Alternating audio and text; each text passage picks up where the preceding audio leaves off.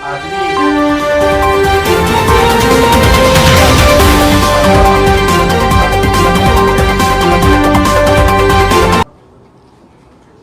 આ પ્રેસ વાર્તાને સંબોધિત કરવા માટે અખિલ ભારતીય રાષ્ટ્રીય કોંગ્રેસ સમિતિના મીડિયા ડિપાર્ટમેન્ટના ચેરમેન આદરણીય માનનીય શ્રી પવન ખેરાજી આપણી સાથે છે, સાથે રાષ્ટ્રીય પ્રવક્તા આલોક શર્માજી આપણી સાથે છે, અમારા બહેનશ્રી જે એઆઈસીસીના મીડિયા કોર્ડિનેટર છે તેવા ડોક્ટર ચૈનિકા ઉનિયાલજી આપણી સાથે છે, નૈશાદભાઈ અમારા પ્રવક્તા છે કોંગ્રેસના એ પણ છે, અને અમારા ગુજરાત પ્રદેશ કોંગ્રેસ સમિતિના ઉપપ્રમુખ વિમલભાઈ શાહ અને મારા સાથી હિરેનભાઈ આજે આ પત્રકાર પરિષદમાં આપની સાથે છે। સૌપ્રથમ હું વિનંતી કરીશ માનનીય પવન ખેરાજીને, તેઓ આપને સંભાળશે। माफ़ी चाहते हैं, लेट हुए और थोड़ी खांसी है तो बीच में शायद व्यवधान होगा, उसके लिए पहले ही माफ़ी मांग लेता हूँ। माइक चाहिए ना? चलो। कल हमारे बड़े सक्रिय आदिवासी नेता आनंद भाई पटेल पर एक हमला हुआ, जानलेवा हमला हुआ, और काफी विरोध कल रात को ही हम सब ने भी देखा, आपने भी देखा, लोग सड़कों पर आ गए।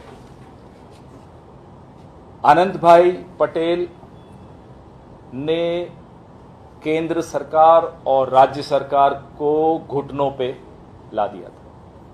जो परियोजना थी नर्मदा तापी पार परियोजना, जैसे किसानों के 3 काले कानून वापस लेने पड़े, किसानों ने सरकार को झुकाया, वैसे ही आनंद भाई पटेल ने भी सरकार को झुकाया था। यह बात सरकार को हजम नहीं हो रही। यहां तो काले झंडे दिखाने पर भी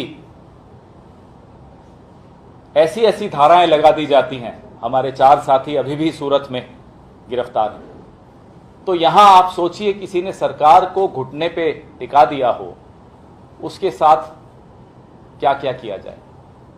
आनंद भाई पटेल को वरिष्ठ अधिकारियों ने भारतीय जनता पार्टी में शामिल होने की सलाह भी दी। ये अधिकारियों का काम है, आईएएस आईपीएस अधिकारियों का क्या ये काम होता है? अरे आप सरकार में काम करिए, 35 साल की आपकी नौकरी है, चलाइए।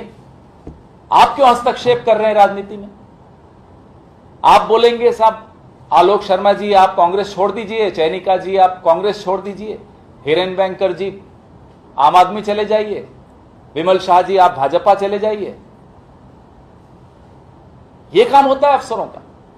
लेकिन आनंद भाई पटेल डरने वालों में से नहीं है, झुकने वालों में से नहीं है। कल राहुल जी का आपने ट्वीट देखा आनंद भाई पर, अरे मजबूत। अगर वो उनकी बातों में नहीं आए तो उन पर जानलेवा हमला हो रहा है। एजेंसीज का दुरुपयोग, गुंडागर्दी, लोगों पर जानलेवा हमला, साम दाम दंड भेद, ये सरकार, इस पार्टी की सरकार का मूल मंत्र है। किस तरह की राजनीति गुजरात में हो रही है? कल मैं घूम रहा था तो सर्टिफिकेट दिए जा रहे हैं कि ये हिंदू नहीं है आम आदमी वाला कह रहा है मैं जन्माष्टमी पर पैदा हुआ हूं, मुझे वोट दे दो। वो भी झूठ। अरे जिस देश में तोलने की मशीन को धर्म का आटा कहा जाए, उस देश में आप धर्म के नाम पर झूठ बोल देते हो। ये दिल्ली में हमारे मुख्यमंत्री बने हुए घूम रहे हैं, कल यहां आकर बोलते हैं मैं श्री कृष्ण जन्माष्टमी पर पैदा हुआ, मुझे वोट दे दो। दिल्ली में हनुमान जी बन जाते हैं। वोट मांगना है तो काम बताओ ना। वोट मांगना है तो यह बताओ कि क्या करने वाले हो आप। मेरी पत्नी मुझे कम लव लेटर्स लिखती है, मुझे वोट दे दो, यह है इनकी हालत। मेरी पत्नी मुझे डांटती है, मुझे वोट दे दो, यह है मुख्यमंत्री। और स्तर देखिए, एक मौका केजरीवाल को, क्यों भाई चुनाव लड़ोगे? कौन सी सीट से लड़ोगे गुजरात की?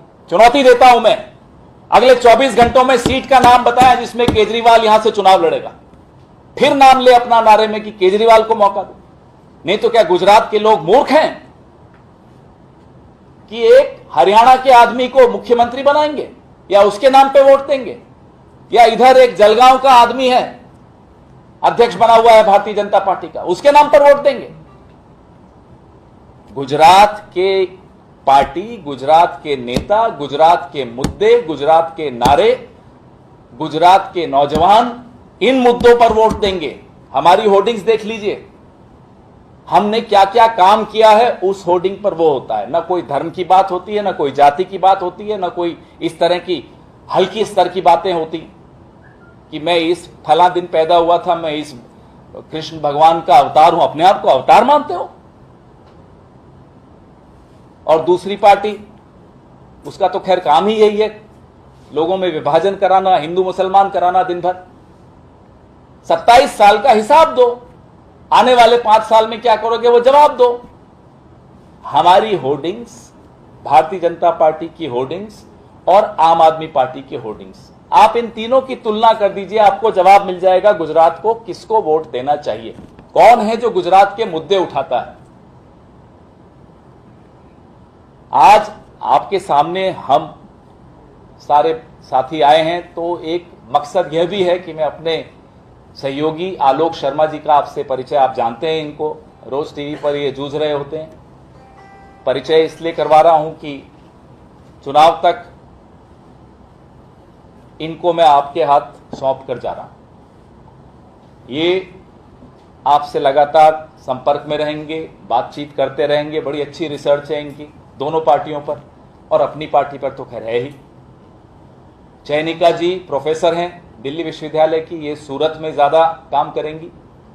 और इतना भी वादा करता हूं कि चुनाव के बाद ही वापस अपने अपने घर चले जाएंगे। ये नहीं होगा कि एक मौका आलोक शर्मा को या एक मौका चयनिका जी को। तो आप लोगों के माध्यम से यह गुजारिश है, गुजरात के लोगों को आप बताइए, जागरूक लोग हैं, पूरी जागरूक राजनीति इसी राज्य से होती है, सिर्फ तीनों पार्टी के प्रचार की तुलना कर दें, जवाब मिल जाएंगे। तुम मुझे वोट दो, मैं तुम्हें ड्रामा दूंगा, इस तरह का आदमी को दिल्ली में वोट देकर देख लिया, दिल्ली वाले रो रहे हैं। यहां 1000 रुपए देंगे बहनों को, वहां की बहनें क्या सौतेली हैं, क्यों नहीं मिल रहे? पंजाब वालों ने वोट दिया, जब से पंजाब में सरकार बनी है एक नया भिंडरा वाले घूम रहा है, 50-50 हजार 1-1 लाख लोगों को भाषण दे रहा है, तिरंगे का अपमान कर रहा है, देश में विभाजन फिर से पैदा करने की बात कर रहा है, खालिस्तान की बात कर रहा है, अमृतपाल सिंह उसका नाम। केंद्र की आईबी तो केजरीवाल के अंडर नहीं आती, वो आईबी केजरीवाल को बता देती है कि आपको इतने वोट मिल रहे हैं। पंजाब राज्य की सीआईडी तो आपके अंडर है, पंजाब की पुलिस तो आपके अंडर है, वो आपको नहीं बता रही कि खालिस्तान की आग भड़काई जा रही है वापस से, नौजवानों में आग लगाई जा रही है पंजाब में। क्या ऐसे आदमी को वोट देगा गुजरात, जो एक बार और खालिस्तान की बात करवा रहा हो? अगस्त से ये नया भिंडरा वाले घूम रहा है पंजाब में, शामियाने लगा लगा कर बड़े बड़े, कौन है उसके पीछे? हम ये जानना चाहते हैं, गुजरात की जनता ये जानना चाहती है। अगली बार ये आए, पता नहीं किसका अवतार बनकर आए, उसको जमीन पे उतार देना और पूछना कि पंजाब में ये नया खालिस्तानी कौन आया हुआ है, नया भिंडरा वाले कौन आया हुआ है। भिंडरा वाले के गांव में खड़े होकर बड़े बड़े शामियाने लगाकर भाषण दे रहा है, उसको गिरफ्तार नहीं किया जाता, और यहां काले झंडे दिखाने पर गिरफ्तारी हो जाती है, सेडिशन लग जाता है, राष्ट्रद्रोह लग जाता है। और जो राष्ट्रद्रोह की बात कर रहा है, इन्हीं का जुगलबंदी पार्टनर, उसकी सरकार है वहां पंजाब में, वो उनको पर कोई एक्शन नहीं लेता और केंद्र सरकार भी चुप बैठी है। ये सारे सवाल जरूरी है पूछना इन लोगों से जो आपको सिर्फ और सिर्फ वोटर मानते हैं। कांग्रेस पार्टी आपको वोटर नहीं मानती, नागरिक मानती। आप हिंदू हो, मुसलमान हो, गुजराती हो, हरियाणवी हो, सिख हो, ईसाई हो, बौद्ध हो, कोई विचारधारा हो आपकी, कोई धर्म हो आपका, कोई जाति हो आपकी, हम आपको नागरिक मानते हैं क्योंकि हम और आप नागरिक हैं। और ये दिल्ली वाला मदारी आपको नागरिक नहीं मानता, इंसान नहीं मानता, सिर्फ और सिर्फ वोटर मानता है। जब वो खोलेगा वोट की बात करेगा, तुम मुझे वोट दो मैं ये दे दूंगा, तुम मुझे वोट दो मैं ये दे दूंगा, मैं इसका अवतार हूं मुझे वोट दे दो। और जो उनके बड़े गुरुजी हैं प्रातः स्मरणीय यहीं के हैं, उनका तो मैं नाम भी नहीं ले रहा हूं। ये जुगलबंदी चल रही है और इस जुगलबंदी को तोड़ने का काम गुजरात से होगा। जो मूर्खता कुछ लोगों ने की है वो मूर्खता यहां नहीं होगी, है मुझे पूरा भरोसा। आपके सवाल।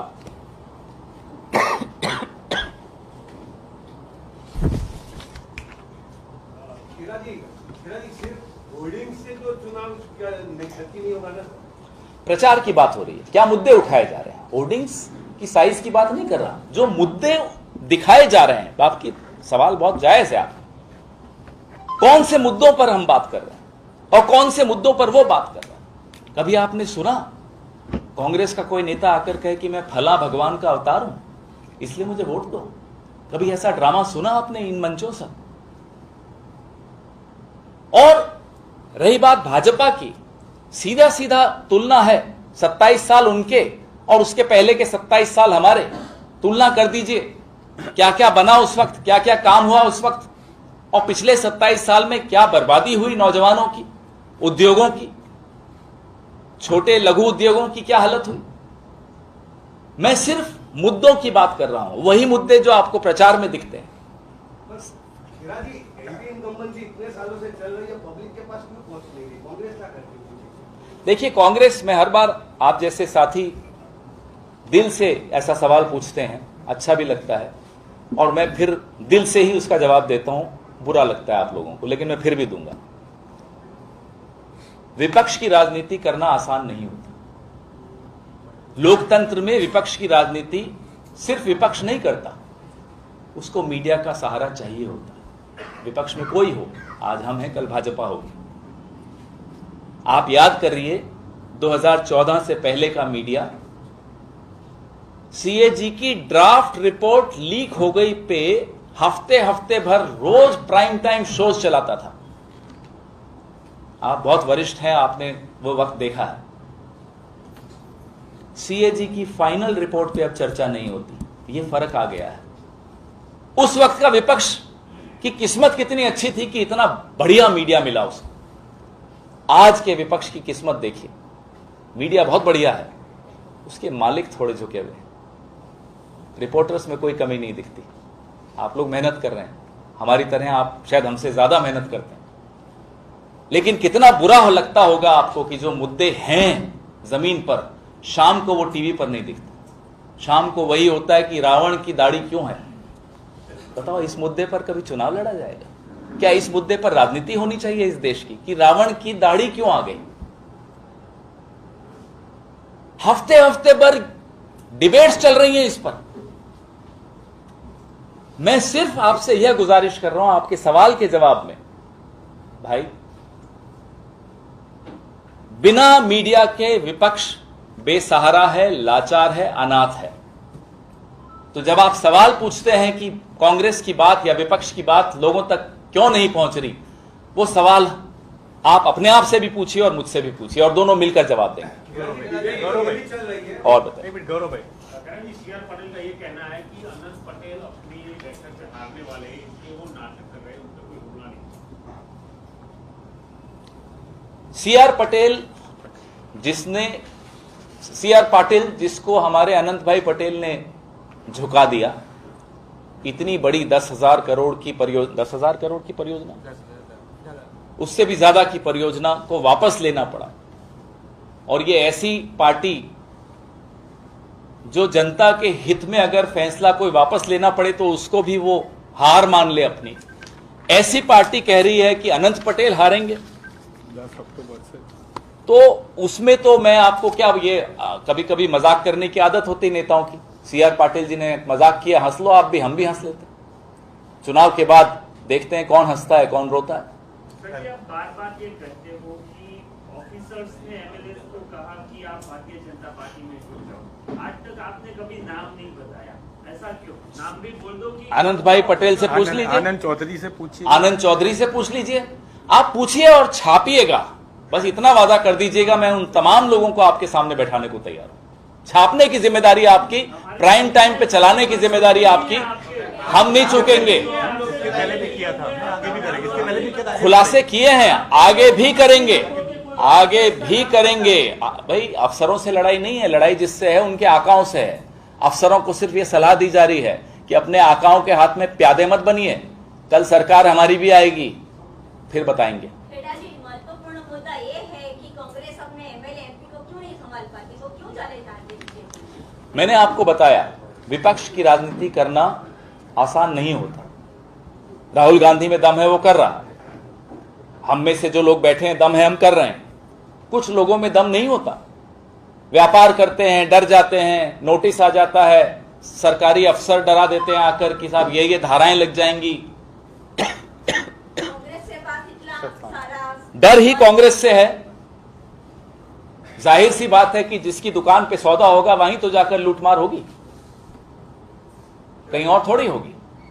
खेरा जी, आप जो जिस तरीके बोल रहे हैं, जो कि विरोध को अच्छा पॉलिटिक्स करना बहुत तकलीफ वाला है, आखिर आपके समय में विरोधियों कैसे आपके पास पॉलिटिक्स करता है? तो हम लोकतंत्र में विश्वास रखते थे, हम मीडिया पे दबाव नहीं डालते थे। जिस तरह का दबाव आज मीडिया के मालिकों पर दिख रहा है, जिस तरह से एजेंसियों का दुरुपयोग हो रहा है। आखिर एक आत्मा परिवर्तन कैसे हुआ? कुछ तो रीजन होगा। किसका? जो मीडिया के ऊपर, वो आप मुझसे क्यों पूछेंगे, वो अपने मालिकों से पूछिए, इसका जवाब तो मैं नहीं दे सकता। प्रतीक भाई, वो मुझे नहीं मालूम। मुझे ये मालूम है कि हमारी राजनीति की तरीका और शैली इनकी राजनीति की शैली से बहुत अलग है। हम लोकतांत्रिक परंपराओं में विश्वास रखते हैं। आज आसाम के एक मुख्यमंत्री हैं, जब तक वो कांग्रेस में थे उन पर एक व्हाइट पेपर निकाला जा रहा था कि साहब ये तो भ्रष्टतम हैं। भाजपा निकाल रही थी व्हाइट पेपर, वो चले गए। हमारे आलोक जी डिबेट्स पे कहते हैं, मैं एक दिन सुन रहा था, वॉशिंग मशीन में चले गए भाजपा की, अब व्हाइट होकर निकले और व्हाइट पेपर नदारद। अब ऐसी पार्टी से आप हमारी तुलना न करें तो हम पर बड़ी कृपा होगी। प्रतीक भाई, जी, कांग्रेस के 8 वचन एक घोषित की जनता के लिए, जिसमें बेरोजगार भी एक मुद्दा है। 2 दिन से राजस्थान के युवा यहाँ पर आंदोलन कर रहे हैं। उनका कहना है कि राजस्थान में हमको रोजगार नहीं मिलेगा। दूसरा सवाल ये है कि गुजरात में कोई भी गुजरात का युवा जो है वो आंदोलन करना चाहता है बेरोजगारी पर, तो उसको परमिशन नहीं दी जाती। यहाँ पर राजस्थान के लोग आकर परमिशन बिना परमिशन के, आपने अपने सवाल का जवाब दे दिया। आप जैसे पत्रकार मुझे बड़े अच्छे लगते हैं जो सवाल में ही जवाब खुद ही बता देते हैं।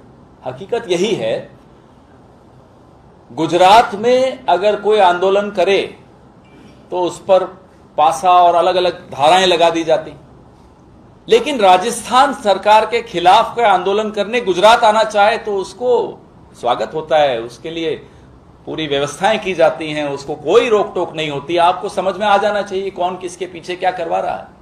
राजस्थान सरकार ने जितना नौजवानों के लिए किया है, मुझे नहीं लगता इस देश की किसी राज्य सरकार ने नौजवानों की इतनी चिंता की हो या नौजवानों के लिए इतना काम किया हो। बावजूद इसके कि जो 2 साल गुजरे, पूरे देश के हर राज्य की सरकार पर बड़ा बर्डन था, बड़ा प्रेशर था, बड़ा दबाव था। बावजूद इसके कि जीएसटी का जो हिस्सा है राज्य सरकारों को केंद्र सरकार नहीं दे रही है, बावजूद इसके कि हर तरह का दबाव केंद्र सरकार गैर भाजपा शासित प्रदेशों की सरकारों पर डालती रहती है, उसके बावजूद अशोक गहलोत सरकार ने जो कर दिखाया है, मुझे नहीं लगता कि भाजपा की किसी सरकार ने उसका 25% भी किया होगा। पवन खेरा जी, आपके जो विधायक है, एमपी है या कार्यकर्ता है, जो भी कांग्रेस को छोड़ के जाता है ना, बिल सिर्फ एक ही पर्सन के नाम का बनता है।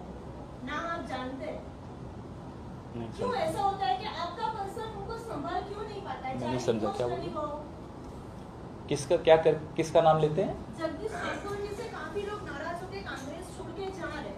आपने जिसके भरोसे गुजरात रखा है, आपके विधायक उनसे नाराज हो रहे हैं, तो क्या जनता? बहन, मैं आपको एक बात बताऊं, आज अगर मैं अभी इस माइक से ये अनाउंस कर दें कि प्रदेश अध्यक्ष आलोक शर्मा हो गए, आज से कल इनका विरोध शुरू हो जाएगा।